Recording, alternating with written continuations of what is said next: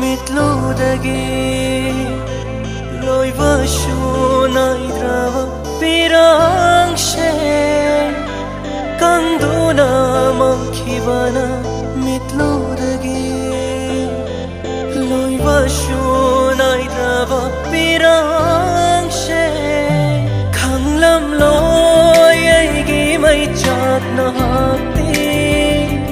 khanglam loi aigi awabana hakti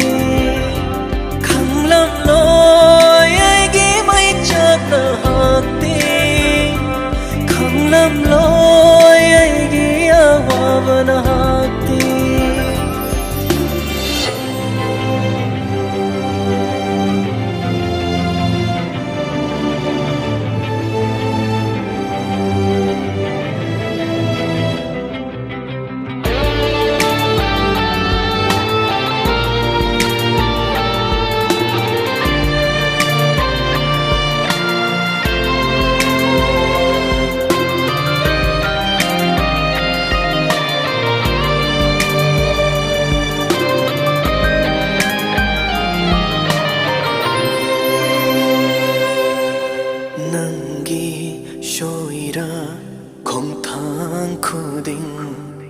Jumlakini thajeruva thamoina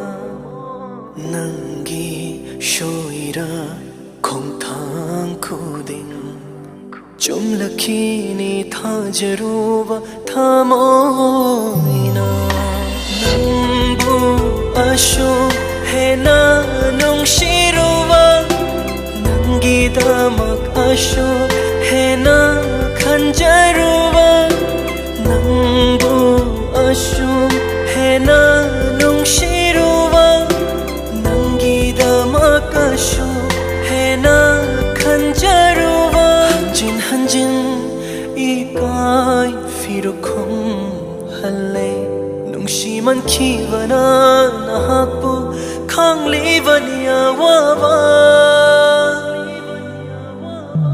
khanglam loi aigi mai chakna hakti khanglam loi aigi awabana hakti khanglam loi aigi mai chakna hakti khanglam loi aigi awabana hakti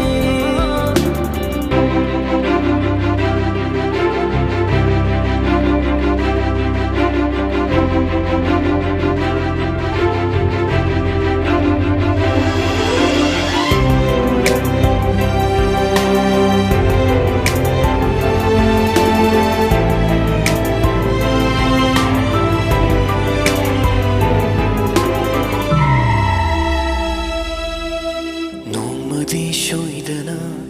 nungshirakini khanduna nomadi shoidana yinglakini khanduna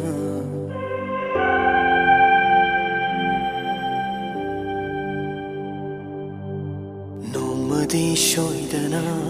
nungshirakini khanduna nomadi aibo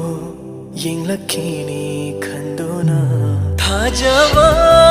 pumba utuna lepkhiva awafamda tardo ngashini thanta punshi chupawana lelani punshi chupakapna lelani khanglam lo